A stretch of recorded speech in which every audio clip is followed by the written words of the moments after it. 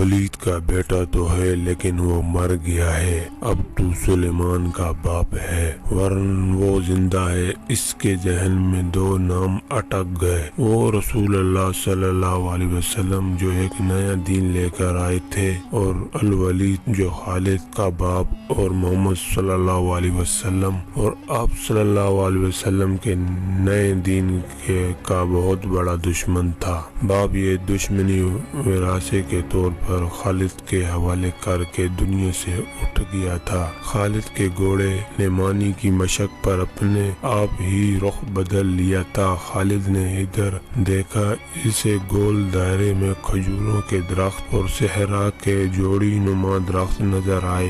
گھوڑا ادھر ہی جا رہا تھا۔ تخلستان میں داخل ہو کر خالد گھوڑے سے کود گیا۔ امامہ اتار کر وہ پانی کے کنارے دو زانو ہو گیا۔ اس نے پانی چلو بھر کر اپنے سر پر ڈالا اور دو چار چھینٹے منہ پر پھینکے۔ اس کا گھوڑا پانی پی رہا تھا۔ اس نے اس چشمے سے پانی پیا جو صرف انسانوں کے استعمال کے لیے تھا۔ یہ ایک چھوٹا سا جنگل تھا۔ خالد نے گھوڑے کی زین اتاری اور زین کے ساتھ بندھی ہوئی چھوٹی سی ایک دری کھول کر جوڑی نما درختوں کے جھنڈ تلے بچھائی اور لیٹ گیا۔ وہ تھک گیا تھا، تھوڑی دیر کے لیے سو جانا چاہتا تھا، مگر اس کے ذہن میں یادوں کا جو قافلہ چل پڑا تھا وہ اسے سونے نہیں دے رہا تھا۔ اسے 7 سال پہلے کا ایک دن یاد آیا جب اس کے عزیزوں نے محمد صلی اللہ علیہ وسلم کو قتل کرنے کا منصوبہ بنایا تھا۔ اس منصوبے میں خالد کا باپ الولید پیش تھا۔ وہ دسمبر 622 عیسوی کی ایک رات تھی۔ قریش نے رسول خدا صلی اللہ علیہ وسلم کو سوتے میں قتل کرنے کے لیے ایسے آدمی چنے تھے جو انسانوں کے روپ میں وحشی اور درندے تھے۔ خالد قریش کے سرکردہ خاندان کا جوان تھا۔ اس وقت اس کی عمر 27 سال تھی، جو حضور صلی اللہ علیہ وسلم کے قتل کی سازش میں شریک تھا، لیکن وہ قتل کے لیے جانے والوں کے گروہ میں شامل نہیں تھا۔ اس سے 7 سال پہلے کی وہ رات گزرے ہوئے کل کی طرح یاد تھی۔ وہ اس قتل پر خوش بھی تھا اور ناخوش بھی۔ خوش اس لیے کہ اس کے اپنے قبیلے کے ہی ایک آدمی نے اس کے مذہب کو جو بت پرستی تھی باطل کہہ دیا اور اپنے آپ کو خدا کا پیغمبر کہہ دیا۔ ایسے دشمن کے قتل پر خوش ہونا فطری بات تھی، اور وہ ناخوش اس لیے تھا کہ وہ اپنے دشمن کو للکار کر آمنے سامنے کی لڑائی لڑنے کا قائل تھا۔ اس نے سوائے سوئے ہوئے دشمن کو قتل کرنے کی کبھی سوچی ہی نہیں تھی۔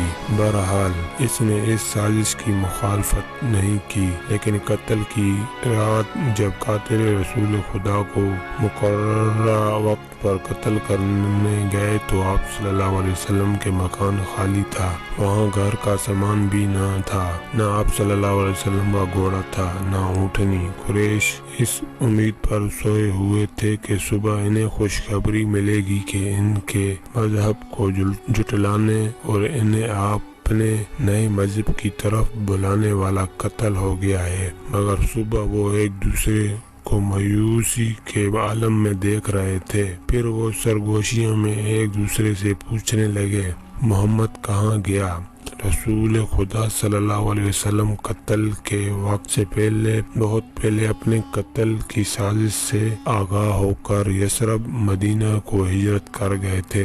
صبح تک آپ صلی اللہ علیہ وسلم بہت دور نکل گئے تھے۔ خالد کے ذہن سے یہ یادیں پھونکتی چلی آ رہی تھی۔ ذہن پیچھے ہی پیچھے ہٹتے 16 برس دور جا نکلا۔ 613 عیسوی کی ایک شام رسول کریم صلی اللہ علیہ وسلم نے قریش کے چند ایک سرکردہ افراد کو اپنے ہاں کھانے پر مدعو کیا۔ کھانے کے بعد رسول کریم صلی اللہ علیہ وسلم نے اپنے مہمانوں سے کہا، اے بنی عبد المطلب، میں تمہارے سامنے جو تحفہ پیش کرنے لگا ہوں عرب کا کوئی اور شخص پیش نہیں کر سکتا، اس لیے کہ اللہ نے مجھے منتخب کیا ہے۔ مجھے اللہ نے حکم دیا ہے کہ تمہیں ایک ایسے مذہب کی طرف بلاؤ جو تمہاری دنیا کے ساتھ تمہاری عاقبت بھی آسودہ اور مسرور کر دے گا۔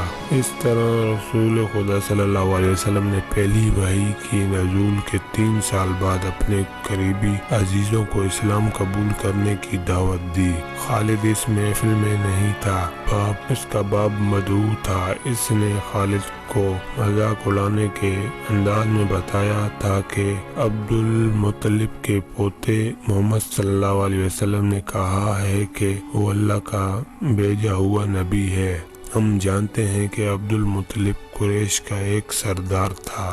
الولید نے اپنے بیٹے خالد سے کہا، بے شک محمد کا خاندان اعلی حیثیت رکھتا ہے، لیکن نبوت کا دعویٰ اس خاندان کا کوئی فرد کیوں کرے؟ اللہ کی قسم، اور حبل اور عزیہ کی میرے خاندان کا رتبہ کسی سے کم نہیں۔ کیا نبوت کا دعویٰ کر کے کوئی ہم سے اونچا ہو سکتا ہے؟